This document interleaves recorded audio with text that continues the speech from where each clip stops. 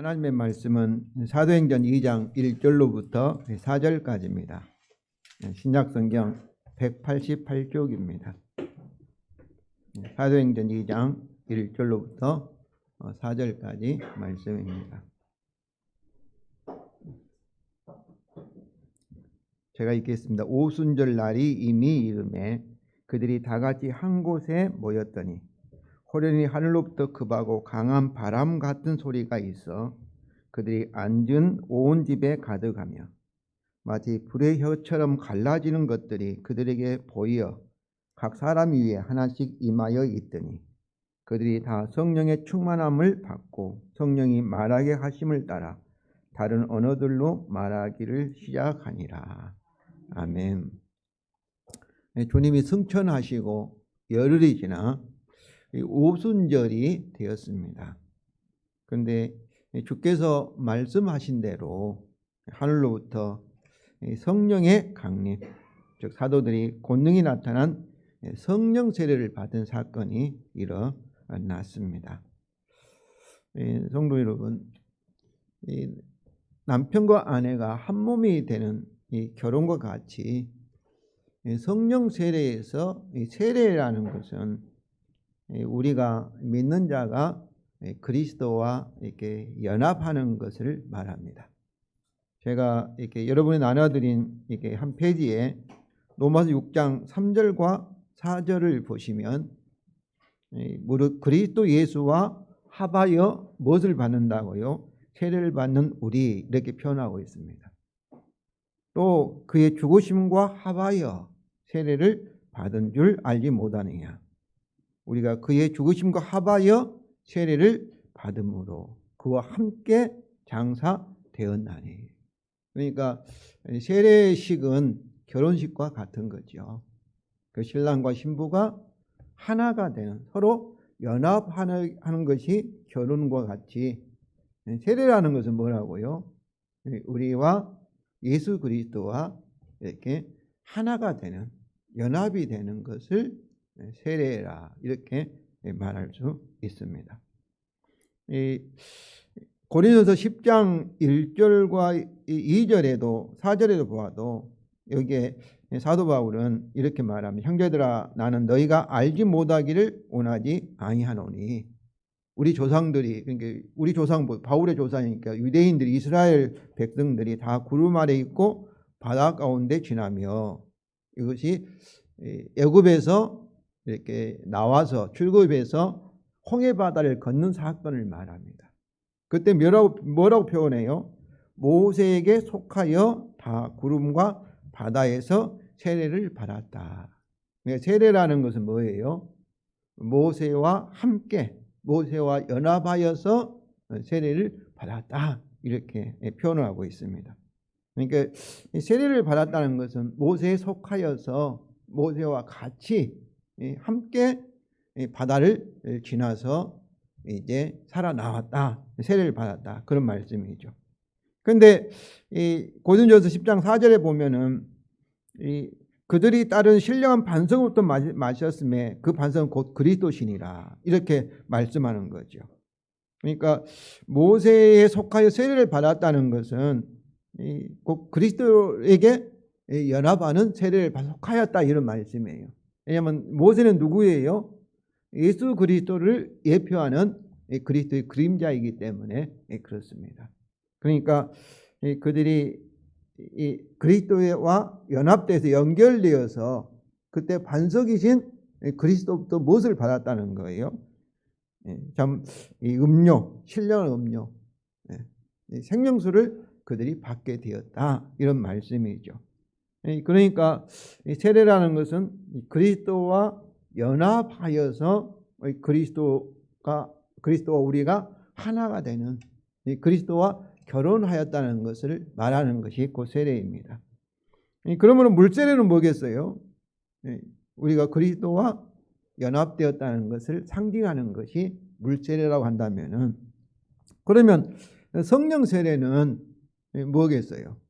성령 세례는 우리가 그리스도와 실제로 성령을 통해서 이 그리스도와 연합이 되었다는 것이 그 성령 세례입니다.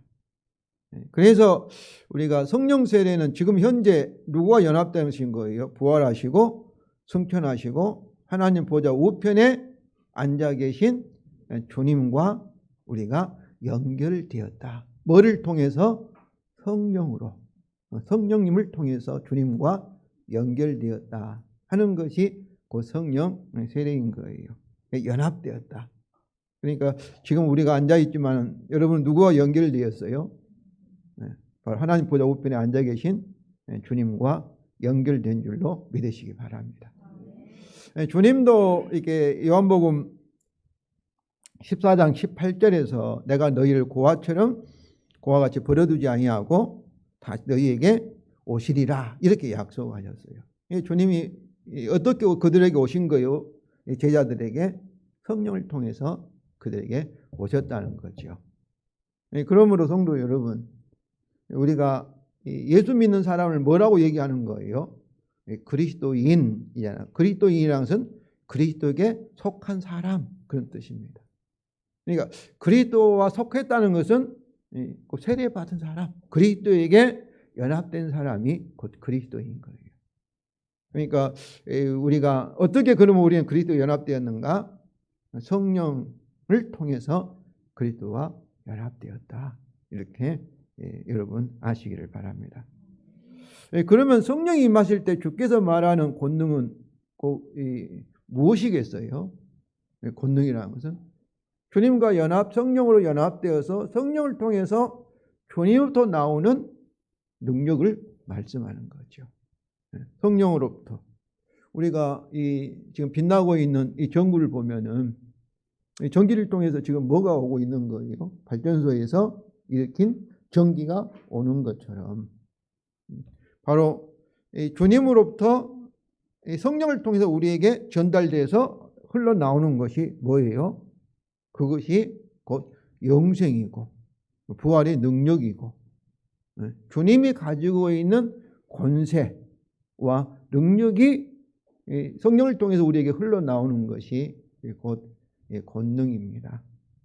그러므로 성령 세례라는 것은 한마디로 말하면 우리가 이 땅에 살고 있지만 우리를 어디로 이동시키는 거예요? 주님과 함께 연합되어서 주님과 함께 하늘에 승천하여서 그리고 하나님 보좌 우편에 앉아있는 신분, 곧 하나님의 아들이 되게 하시고 하나님 나라에 들어가서 바로 주님이 앉아있는 그 자리, 하나님 보좌 우편에 저 여러분이 앉게 하시는 겁니다. 그러니까 저와 여러분이 뭐예요? 왕이 되는 거죠. 하나님 나라를 다스리는 왕이죠. 그러니까 저와 여러분은 왕 같은 제사장이라 이렇게 표현하고 있고 요한계시록 1장에 보아도 다 왕이라 이렇게 표현하는 거예요. 그러니까 우리 신분은 누군 거예요? 바로 하나님을 대신하는 왕이죠. 모든 만물을 다스리는 통치하는 왕, 그런 신분을 갖게 하는 것이 성령 세례이고, 그러니까 그런 권세와 그리고 주님과 연합되어서 하나님 보좌 우편에 앉아있는 그런 능력이 저와 여러분에게 나타나게 하는 것. 한마디로 우리를 하늘로 옮겨서 예수님과 함께 연합되어서 주님이 앉아있는 하나님 보좌 우편에 앉게 하는 것이 그 성령 세례라는 것을 아시기 바랍니다. 그러므로 이게 성령 세례를 받은 사람이 어떻게 했어요? 주님이 말씀하신 대로 하늘의 권능, 주님의 권세와 능력이 우리를 통해서 나타나게 되는 줄로 믿습니다. 그런데 우리는 어떻습니까? 에베소 1장 13절에 있는 말씀처럼 주 안에서 복음을 듣고 믿고 그리고 무엇을 받았어요? 성령의 인치심을 받았습니다. 그리고 사도행전 2장 38절에 베드로 설교에서 있는 말씀처럼 우리는 복음을 듣고 회개하고 예수 그리스도 이름으로 세례를 받고 그리고 제사함과 성령의 선물을 받았습니다. 만일에 우리가 성령 세례를 받지 않았다면 이분은 거듭나지 못한 사람이죠. 그 성령이 없는 사람은 뭐라 하는 거예요? 그리스도 사람이 아니다. 신자가 아니다. 구원받은 자가 아니다. 이렇게 로마서 이 8장 9절은 말씀하고 있습니다. 그러니까 예수를 믿는 모든 사람은 어떤 거예요? 성령 세례를 통해서 성령을 받았고, 그리고 성령을 통해서 우리가 그리스도인, 그리스도와 연합되었다. 그러면은 이 그리스도로부터, 주님으로부터, 하나님 보좌 우편에 앉아 계신 주님으로부터 주님의 권세와 그리고 능력이 성령을 통해서 우리에게 흘러나오게 되어 있다 하는 것을 아시기 바랍니다. 우리가 이렇게 지금 우리나라 대통령과 그 부인이 있잖아요. 부인이 뭐 과거는 잘 모르지만은 김건희 씨인데, 그런데 좀 뭐 과거에 대해서 막 여러 가지 얘기가 있지만은 그분이 어떻습니까? 대통령 부인이에요. 그러다 보니까 대통령의 그 권세가 그 부인의 권세도 되어서 그분이 말한 것이 힘이 없습니까? 힘이 있어서 많은 그 능력을 나타내고 또 결과를 가져오는 것을 볼 수가 있습니다. 마찬가지라는 거예요. 성령을 통해서 하늘과 땅의 권세를 잡으신 주님, 예수님과 예수 그리스도와 우리가 연결됐기 때문에 주님의 신분과 권세가 저와 여러분을 통해서 나타나야 될 줄로 믿습니다. 그런데 불행하게도 어떻습니까? 여러분은 성령님을 통한 주님의 그런 권세와 능력이 나타나고 있습니까? 불행하게도 우리 대부분은 이러한 성령의 권능을 경험하지 못하고 있습니다. 그 이유는 무엇일까요?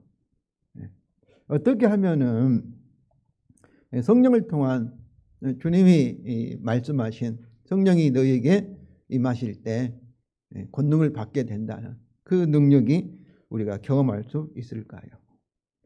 오늘 본문을 통해서 오순절 성령 강림 사건을 살펴보면서 왜 우리에게는 이런 능력이 나타나지 못하고 있는가? 우리가 무엇을 놓치고 있는가? 그리고 그 해답은 무엇인지를 같이 찾아보기를 원합니다. 우리가 읽은 본문 말씀에 성령의 세례의 기사에는 우리가 누가, 그리고 언제, 그리고 어디에, 이 장소에 대해서 간단하게 1절에서 언급하고 있습니다. 1절 읽겠습니다. 오순절 날이 이미 이름에 그들이 다 같이 한 곳에 모였더니, 이렇게 소개하고 있습니다. 그래서 누가, 사람이, 어떤 사람들이 그들이라고 표현하고 있죠. 오순절에 모인 사람들을 그들이 이렇게 모였다고. 그들은 뭐겠어요? 앞에 누가가 사도행전 1장에서 말하고 있는 사람들을 가리키고 있는 거지요. 우리는 그들은 오순절에 성령세를 받은 사람은 120명 성도들이다, 이렇게 쉽게 생각을 합니다. 그런데 오늘 성령세례 사건의 강림 사건의 앞과 뒤의 문맥을 살펴보면은 그들이 12사도를 이렇게 가리킨다는 것을 알 수가 있습니다. 바로 앞에 1장 26절에는 제비뽑아 마띠아를 얻었으니 그가 11사도의 수에 들어가니라. 마띠아를 포함하면 그들이 누구예요?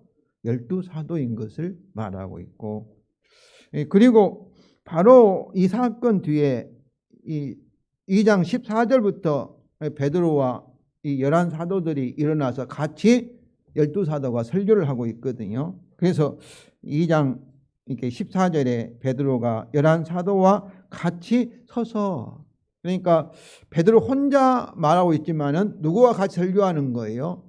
11사도와 함께 같이 설교를 하고 있는 것이지요. 그리고 2장 32절에 우리가 다 이의 증인이로다 했을 때 우리가 누구예요?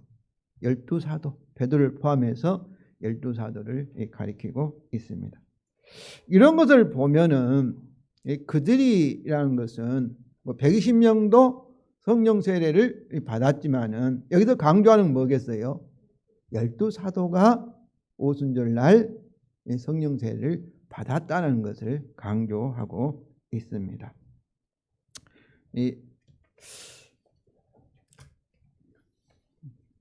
왜 12사도를 이렇게 성령 세례를 받았다는 것을 강조하고 있을까요? 그들은 12사도가 뭐 사도들이 뭐겠어요? 교회의 기초가 되고 교회를 대표하는 자들입니다. 그러니까 그 12사도가 성령 세례를 받았다는 것은 뭐겠어요?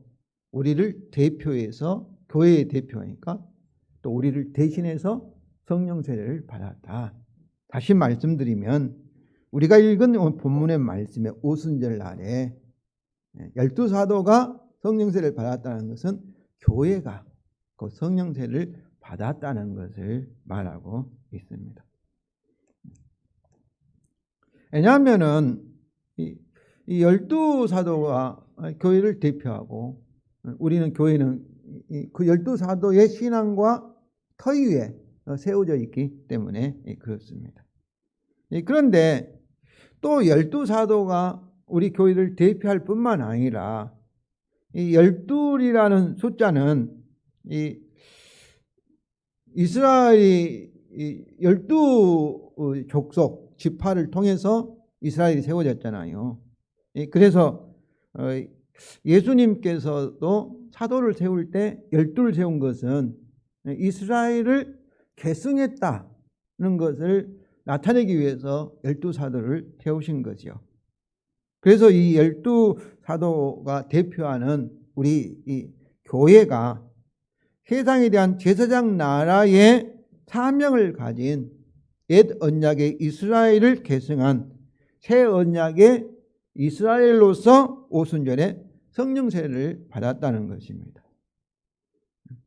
왜냐하면은 이스라엘 대표고 상징하는 족장들 수가 야곱의 12아들이잖아요. 그래서 12명이었습니다. 12명. 그래서 누가복음 22장이나 요한계시록 21장 12절과 14절 건들 보면은 참으로 이스라엘의 12지파 이름과 그리고 12사도의 기초석을 12사도 이름들을 이렇게 기록하고 있습니다. 바로 이것은 무엇을 강조하는 거예요? 우리 교회가 오순절날 갑자기 생겨난 것이 아니라 구약 성경에서 말하고 있는 이스라엘을 계승했다. 계승한 교회다. 이것을 말하고 있는 거죠. 그래서 스데반 집사 설교할 때 이스라엘을 구약 이스라엘 뭐라고 얘기한 거예요? 광야 교회다. 이렇게 표현하고 있습니다. 광야 교회라고.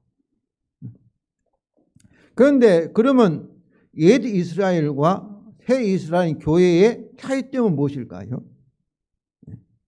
옛 이스라엘 차이점은 옛 이스라엘도 제사장, 세상에 대한 선교적 사명을 가지고 있었습니다.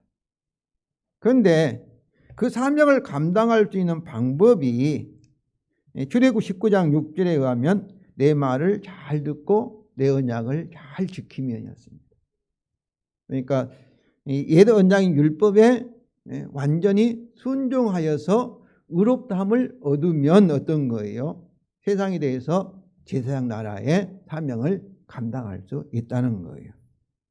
그런데 이스라엘은 이 사명을 감당하였습니까? 완전히 실패한 거지요. 왜냐하면 그들이 율법을 지킬 수 없었기 때문입니다. 그런데 옛 언약의 이스라엘 중에 유일하게 남은 이스라엘이 있습니다. 그분이 누구예요? 예수님이죠. 그러니까 다른 모든 이스라엘 사람들은 하나님이 주신 사명에 옛 언약의 사명에 다 실패하였지만은 오직 하나 남은 한 분, 오직 유일하게 남은 이스라엘이신 예수 그리스도만이 율법 언약에 대해서 죽기까지 순종하여서 율법을 다 이루셨습니다. 그래서 하나님께서 예수님을 의롭다 하시고 그리고 그뿐만 아니라 세례를 통해서 예수님과 연합한 예수와 결혼한 저와 여러분도 믿음으로 은혜로 값없이 의롭다함을 주신 줄로 믿습니다. 그래서 이것을 뭐라고 얘기한 거예요? 새 언약이에요.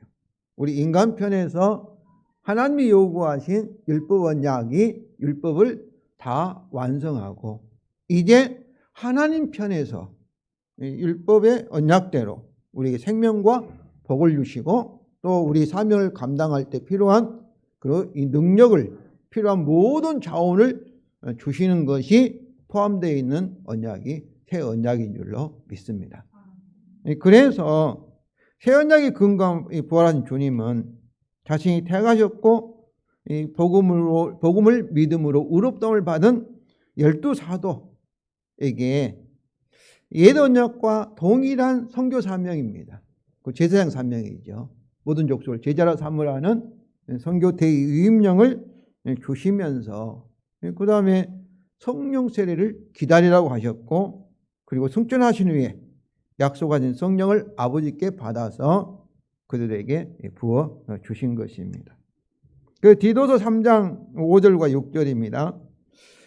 약속한 성령을 우리를 구원하시되 우리가 행한 바 의로운 행위로 말미암지 아니하고 오직 그의 긍휼하심을 따라 중생의 씻음과 성령의 새롭게 하심을 하셨으니 우리 구주 예수 그리스도로 말미암아 우리에게 그 성령을 풍성히 부어주사.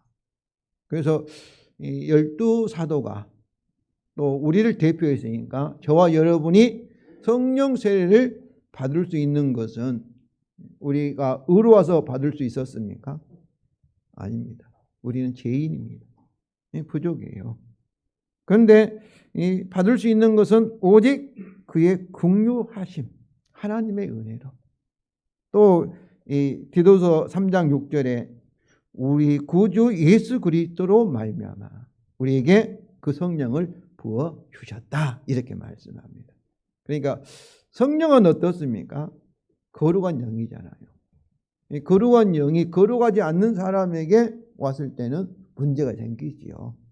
그렇지 않겠습니까? 그래서 성령이 우리에게 오셨다는 것은 뭐겠어요? 우리가 하나님 앞에 흠도 없고 점도 없고 완전하고 거룩하고 그리고 의롭게 되었기 때문에 성령님이 저와 여러분에게 오신 줄로 믿습니다. 이 말씀을 강조한 것은 강조하는 이유는 저와 여러분이 성령을 세례를 받을 자격이 있다는 거예요. 우리 스스로는 자격이 없지요. 그러나 누구 때문에? 예수님 때문에. 예수님을 통한 하나님의 은혜 때문에. 곧 새 언약 때문에 저와 여러분에게 성령님을 보내주셨고 그래서 우리는 어땠습니까? 성령세를 통해서 바로 주님과 하나님과 연합되는 그런 일이 일어날 수 있는 거예요. 다시 한번 말씀드립니다. 저와 여러분에게 성령이 오셔서 함께 하시고 역사할 수 있는 조건은 우리 자신에게 있지 않습니다. 그럼에도 불구하고 예수님 때문에 우리가 믿음으로 은혜로 의롭다함을 얻었기 때문에 성령께서 우리에게 언약적으로 법적으로 합법적으로 우리에게 오실 수 있게 되었다는 것을 여러분이 분명히 아시기 바랍니다. 성령이 우리에게 왜 이것을 강조하냐면 자꾸 우리가 아직도 완성되지 않았기 때문에 잘못 살잖아요. 그럼 우리 이렇게 생각한 거예요. 나는 부족하니까 성령이 역사하지 않을 수 있겠구나. 성령이 떠나갈 수 있겠구나. 이런 생각하지 않겠어요? 성령 세례를 받을 수 있는 조건이 내 때문이 아니고 우리 주 예수 그리스도로 말미암아 성령 세례를 받았고 성령이 내 안에서 역사할 수 있는 근거도 내 자신 때문이 아니라 예수 그리스도 때문에 하나님 은혜 때문에 성령 우리를 떠나지 아니하시고 우리를 통해서 역사하실 수 있다는 것을 여러분 아시기를 바랍니다. 그런데 우리가 요한복음 20장 22절을 보면은 이미 제자들이 사도들이 개인적으로 성령을 받은 것을 알 수가 있습니다. 이 말을 하시고 그들 향하여 숨을 내쉬며 이르시되 성령을 받으라 이렇게 하셨어요. 성령을 받은 그들이 또 오늘 본문에서 오순절날 성령 세례를 받았다. 이렇게 말씀을 하고 있습니다. 이걸 어떻게 이해해야 되겠는가? 그러니까 그러면 요한복음 20장 22절이 틀린 말씀인가? 또 오늘 사도행전 오늘 2장 1절과 4절 말씀이 틀린 말씀인가? 그렇지 않습니다. 요한복음 20장 22절은 그들이 개인적으로 성령을 받았습니다. 거기에는 도마 사도는 포함이 안 된 거예요. 그러니까 도마 사도는 못 받은 거죠. 성령 세례를. 그리고 마띠아도 아마 성령 세례 그때 포함되지 않았을 거예요. 그러나 옛 언약 이스라엘을 계승한 새 언약의 이스라엘을 상징하고 대표하는 12사도로서 그들은 그리스도를 안에 있는 교회, 저와 여러분을 대표하는 의미에서 공식적으로 그리고 단회적으로 오순절에 성령 세례를 받았다는 것입니다. 그러니까 개개인적으로는 구약에처럼 성령 세례가 이렇게 임할 수 있지만 그들 12명 전체가, 이 말은 교회 전체가 모든 사람이 예수 안에 있는 모든 사람이 공식적으로 성령 세례를 받았다는 것을 말하고 있습니다. 이것은 오늘을 살고 있는 우리에게 아주 큰 의미가 있습니다. 12사도 교회를 대표하지요. 그리고 교회는 그리스도 모임 교회는 그리스도가 하나인 것처럼 교회가 하나입니다. 그러니까 우리가 이렇게 지교회는 우리 뭐 선한 목자교회, 뭐 대림교회, 무슨 교회 이렇게 나눠 있지만 실제로는 이 교회는 하나예요. 오늘 살고 있는 우리들 교회만 서로 하나인가 아니라 과거 초대교회나 지금 교회나 구약에 있는 교회나 다 그리스도 예수 안에서 하나의 교회를 말하고 있어요. 그러므로 그들이 성령세를 받은 것은 누가 성령세를 받은 거예요? 교회에 속하여 있는 그리스도 안에 있는 저와 여러분이 성령세를 받은 것입니다. 이것은 아브라함의 언약이 믿음으로 우리가 아브라함 언약의 약속이 우리의 약속이 되는 것처럼 와 같습니다. 우리가 이 갈라디아 3장 26절에 이렇게 말합니다. 너희는 유대인이나 헬라인이나 종이나 자유인이나 남자나 여자나 다 그리스도 예수 안에서 뭐라고요? 하나다. 그런데 그리스도 예수 안에서 오순절 성령세를 받은 12사도가 어떤 거예요? 12사도와 저도 우리도 하나예요. 하나. 네, 그리스도가 얼굴 머리이고 그리고 모든 사람이 그리스도를 예수를 믿는 그리스도 사람이 그의 몸으로서 하나로 이렇게 하나님께서 보시는 거죠. 네, 하나로. 네. 그러므로 이 성도 여러분, 그리스도 예수 안에서 오늘 본문의 성령 세례 사건에 그때 누구도 들어있어요? 저 여러분도 그 안에 포함되어 있다고 생각하시기 바랍니다. 네. 그리스도 예수 안에서.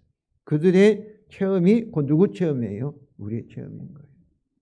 이스라엘 백성도 모세를 통해서 출애굽 받았을 때 그 후손들은 어떻습니까?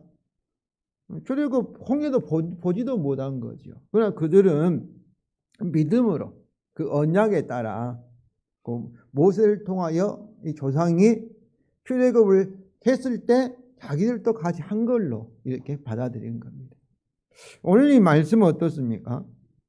바로 저와 여러분이 바로 세례를 통해서 예수 그리스도 함께 십자가에서 죽었다 이렇게 표현하잖아요.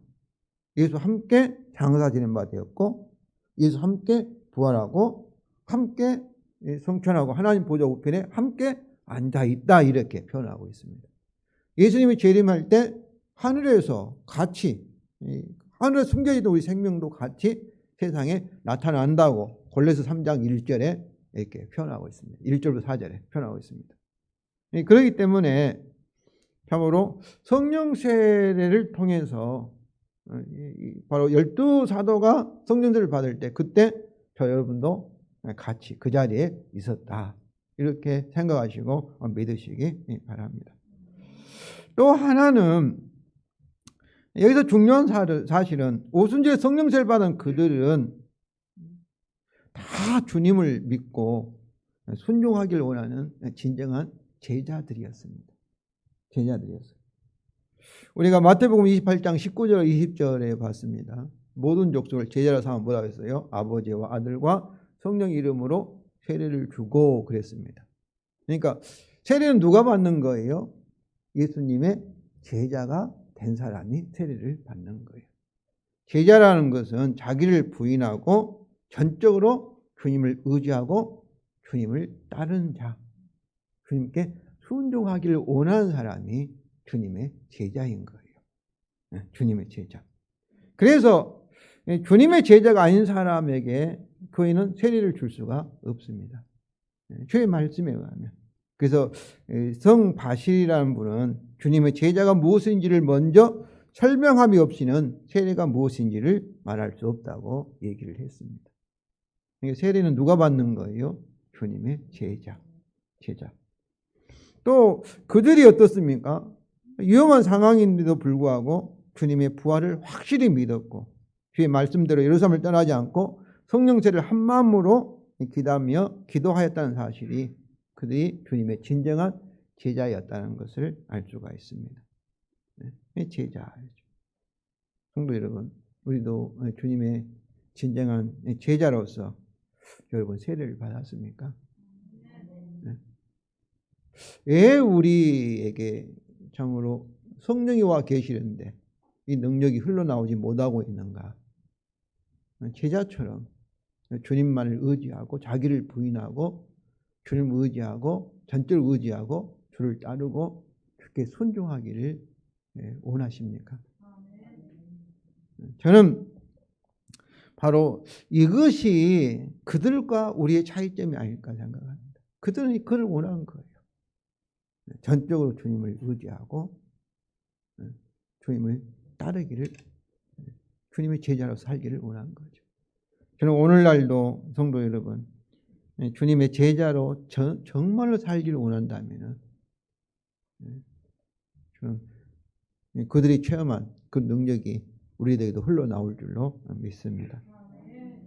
그리고 이제 시간 문제입니다. 오순절 날이 이름에 했는데 단순히 오순절에 이렇게 표현하지 않고 이름의 이 말씀은 오순절 날이 완전히 채워졌을 때 이런 표현입니다. 누가 단지 오순절 날이 되었다 하지 않고 오순절 날을 향해서 차곡차곡 채워져 갔다고 표현한 것은 예수님이 죽으셨다가 부활하시고 40일 후에 승천하시고 열흘이 지나서 오순절 날이 완전히 채워지게 되었다는 그런 의미입니다. 이처럼 오순절 성령 강림은 예수님의 죽음과 부활 그리고 승천의 결과로서 교회를 대표하는 사도들이 성령 세례를 받았다는 거예요. 그러니까 성령 강림이 예수님의 승천이나 부활이나 예수님 죽음과 서로 분리되어서 따로따로 일어난 사건이 아니라는 거예요. 그들이 기도하고 하니까 갑자기 성령이 우연히 오신 것이 아니라 예수님의 사역의 결과로서 당연하게 마땅하게 성령이 임하게 되었다는 것이죠. 그러므로 성령세를 통해서 교회 오신 성령님은 교회를 떠나지 아니하고 어떻습니까? 영원토록 세상 끝날 때까지 교회와 함께 하실 것입니다. 그리고 마지막으로 장소인데 한 곳에 모였는데 우리 표현에는 그들이 다 같이 한 곳에 모였다 이렇게 표현하고 있는데 이 다 같이라는 단어 대신에 한 마음으로라는 단어를 사용하여서 영어 성경 킹 제임스 버전 영어 성경에는 한 마음을 가지고 이렇게 번역하고 있습니다. 이런 의미를 살려서 보면은 그들이 한 마음으로 동일한 장소인 집에 모였다는 것이죠. 이것은 12사도가 대표하는 교회, 즉 예수님의 제자들의 공동체가 한 마음으로 동일한 장소에 모였다는 것을 의미합니다. 그들이 한 마음으로 동일한 장소에 모였던 그들의 한 마음이 어떤 마음이었을까요? 그것은 복음의 믿음으로 이제 한 마음이 되었고 그 전에는 서로 경쟁했잖아요. 네가 높다 내가 높다 했는데 이제는 그런 마음이 없었어요.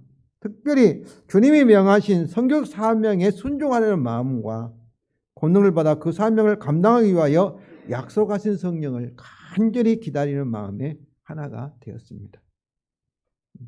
그런데 그들이 앉아 있었습니다. 2절에 보면은 유대인들은 기도할 때 다 서서히 기도합니다. 앉아 있었다는 뭐겠어요?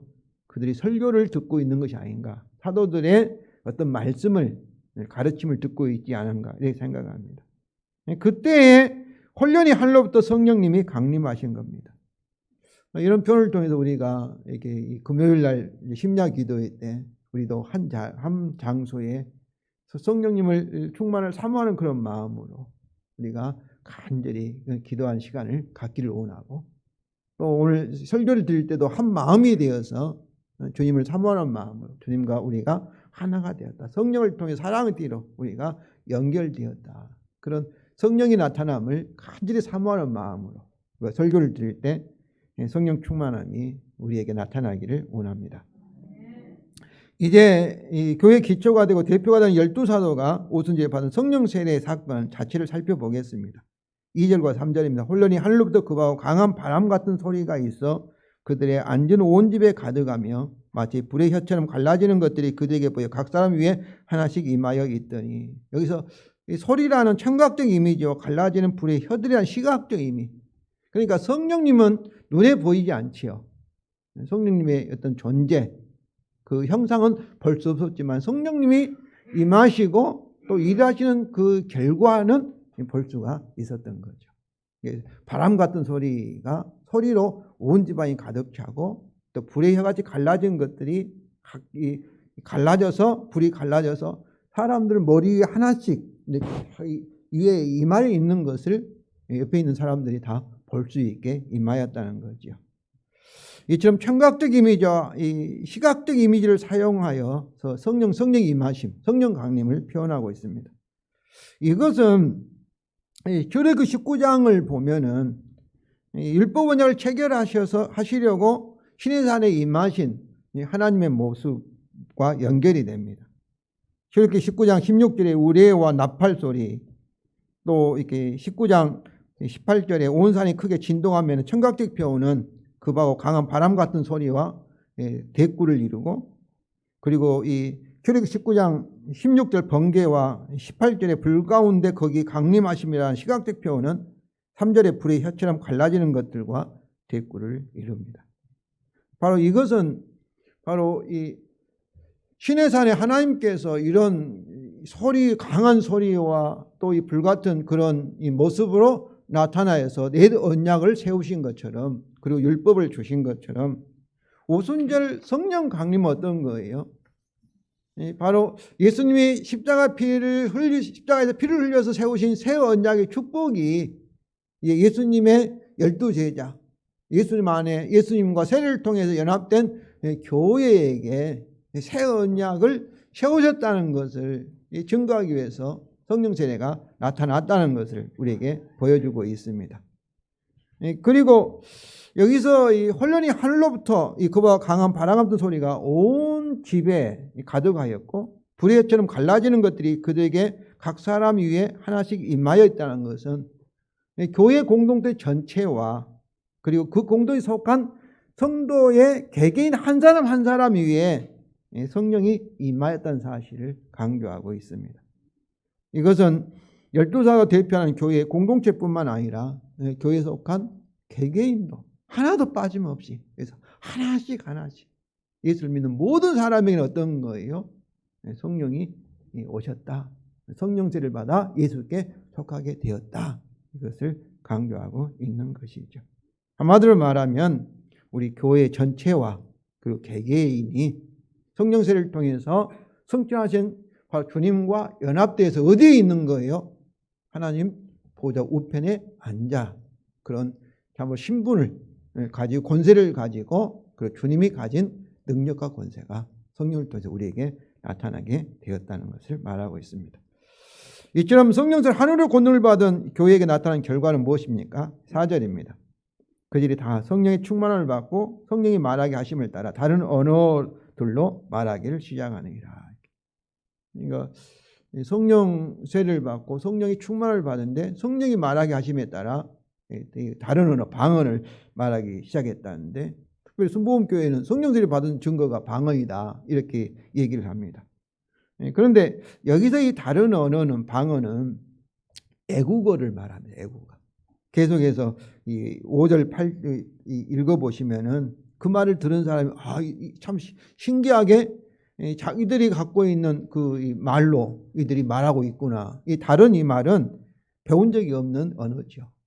그때 미국 사람이 있었다면 아마 영어로 말했을 거예요. 러시아 사람이 있으면 러시아로 말했을 거예요. 성령이 말하겠다면서. 그러므로 여기서 이 말하는 다른 언어는 말하는 자나 듣는 자가 알아들을 수 없는 이 고린도전서의 방언과 다른 것입니다. 만일 성령 세례의 유일한 증거가 이런 방언이었다면, 외국어였다면 우리 이은도 선교사님도 러시아에 선교하기 위해서 러시아 배울 필요가 없지요. 성령이 말했다면 말하면 되니까. 그렇지 않겠어요? 아무튼 12살은 성령 세례와 동시에 다 성령의 충만함을 받았습니다. 그런데 성령 충만을 받은 이 그들은 첫 번째 한 일이 무엇입니까? 성령이 말하게 하심을 따라 다른 방언들로 무엇을 말한 거예요? 11절에 하나님의 큰 일을 말하기 시작합니다. 하나님의 큰 일, 하나님이 하신 큰 일이 뭐겠어요? 하나님의 복음을 예수 그리스도를 통해서 하신 일을 말하기 시작하였다. 한마디로 말하면 그들은 바로 이 선교하기 주님의 증인이 되기 시작하였다. 이렇게 말합니다.